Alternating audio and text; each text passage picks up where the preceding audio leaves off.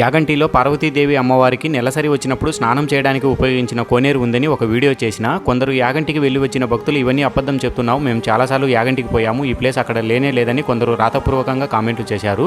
మరికొందరు దేవతలకు నెలసరి రాదని చెప్పారు. ఇప్పుడు ఎలా వెళ్ళాలో చూపిస్తారండి. యాగంటి నుంచి ఎదురుగా ఒక బోర్డు కూడా ఉంది. చక్కగా పోతే గుడి వస్తుంది. కోనేరు అడుగు భాగాన మొత్తం రాయి ఉన్నా కూడా నీరు ఎలా వస్తుందో ఎవరూ కనిపెట్టలేకపోయారు.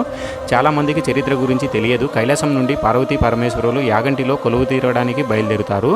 అప్పుడు పార్వతీదేవి అమ్మ ఈ స్థలంలోకి రాగానే నెలసరి తప్పుతుంది. అప్పుడు పార్వతీదేవి పరమేశ్వరుడితో ఇలా చెప్తుంది, స్వామి భూలోకంలో ఉన్న యాగంటిలో మనం కొలువు తీరడానికి పోతున్నాం కదా, ఇప్పుడు వద్దు స్వామి అని చెప్తుంది. అప్పుడు శివుడు పార్వతీదేవి అమ్మకు ఈ స్థలంలోనే ఉంచి స్నానం చేయడానికి అక్కడ కోనేరు పుట్టించి అప్పుడు 5 రోజుల తర్వాత యాగంటి వెళ్ళి అక్కడ ఉమామహేశ్వర స్వామిగా ఒకే లింగంపై పార్వతీ పరమేశ్వరులు కొలువు తీరడం జరిగింది. Full video link red mark దగ్గర ఉంది, చూడండి.